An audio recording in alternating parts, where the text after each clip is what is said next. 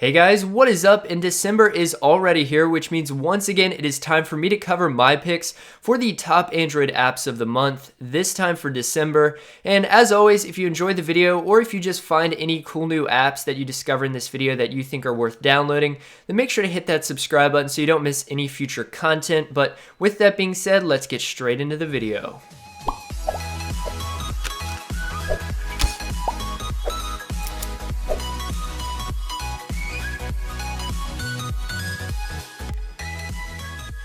Before I begin, I would like to give a huge thank you to SURFSHARK for sponsoring today's video. Now, security is obviously one of the most important things to keep in mind when online, which is why the VPN SURFSHARK is something that everyone should consider. Now, SURFSHARK works by encrypting all of your data, so no matter if you're browsing from home or on the go, you have complete peace of mind knowing that you're protected from malware, trackers, phishing sites, and even ads using their clean web feature. In addition to security, it also has many other super useful features, including the option to whitelist specific apps, which don't need to be routed through the VPN, as well as many more features which you can find on their website.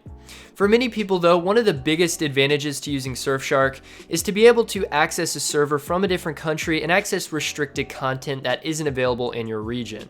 Like I said, there's many more features and I recommend checking them out. And if you value online privacy and security, you can sign up right now with the link in the description down below or use the code Sharpeye and it will give you an 83% off discount, which is an amazing deal, especially considering the VPN can be used on unlimited devices and is available on every platform. Moving on, we have FOCUSBOT, and essentially this app will work by muting all of your notifications and saving them all within the app so you can easily view them later. This can be very useful because it prevents potential distractions while still letting you view your notifications later when you have time. And although the idea behind the app is pretty simple, it comes with some extra features that really help to take it a step further. One of the coolest features I found is that you can actually set it up to auto reply to certain calls or messages with a default message that you can customize, which is great if you're driving and want to avoid any distractions. In addition to that, you can also whitelist specific apps and even set it up so the app will only activate based on your location. So if you find yourself constantly getting distracted while at work by your phone, this might just be a solution. More and more new phones are coming out and they're ditching the on-screen buttons in favor of gestures, and honestly I was a bit skeptical at first when I first saw them, but after using them on my OnePlus 6, I can confidently say that they do make navigating your phone a bit easier and also free up some extra screen space by getting rid of those buttons, and that's really where this next app comes in. Fluid navigation gestures, as the name suggests, will basically add gesture navigation to any phone.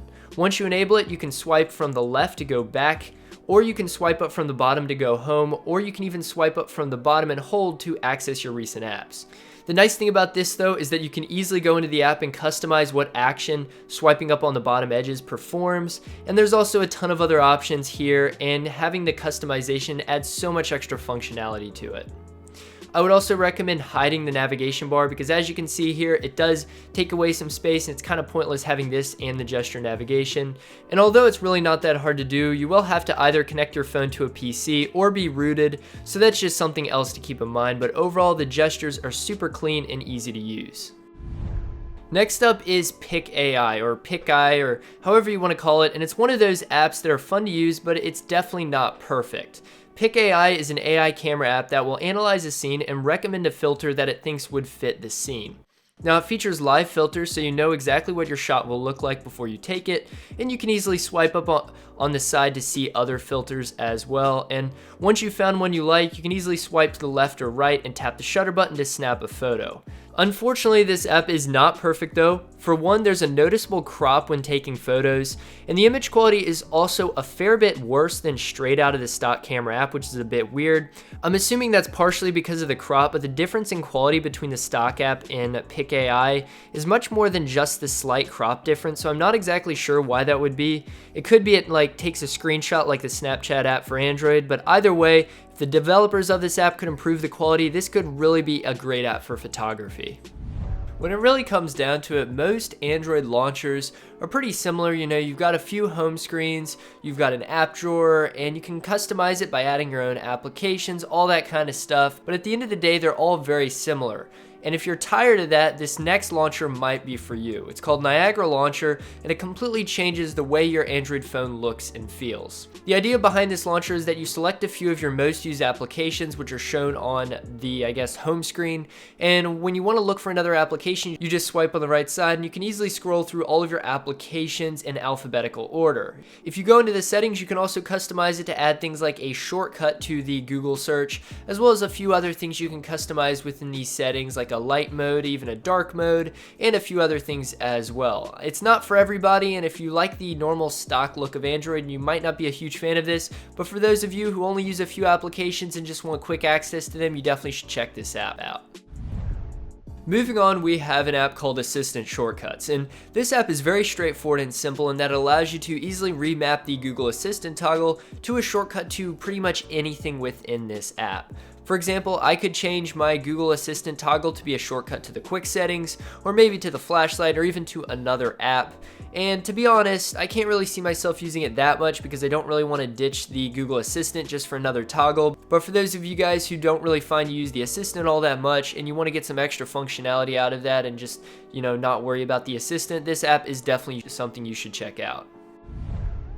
Next up is a free stock photos app called Pexels, and the very first thing I noticed upon downloading this app is just how high quality all of the photos are, and they're completely free to use even for commercial use.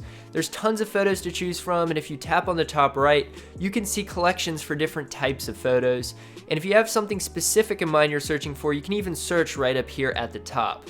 On top of that, if you look here at the bottom, there's actually a section just for photographers within the community that posts some really cool shots. And overall, this app is amazing if you're looking for free stock photos or even if you're just searching for a cool wallpaper. Wrapping up the list, I wanted to throw in a game to mix things up a bit, so I threw in Glitch Dash, and basically the gist of this game is that you try to avoid all of the obstacles and survive for as long as you possibly can. There's tons of obstacles, you've got to jump over things, you've got to slide under things, and you just do your best to try and avoid everything, and overall, visually, the game looks amazing. There's tons of different worlds, and I've just found that it's been a lot of fun to play in the last few days, so I hope you guys enjoyed that. That's pretty much wraps up this video. Let me know if you have any suggestions for other future apps you'd like to see on the channel, but with that being said, thanks for watching, and I'll see you in my next video.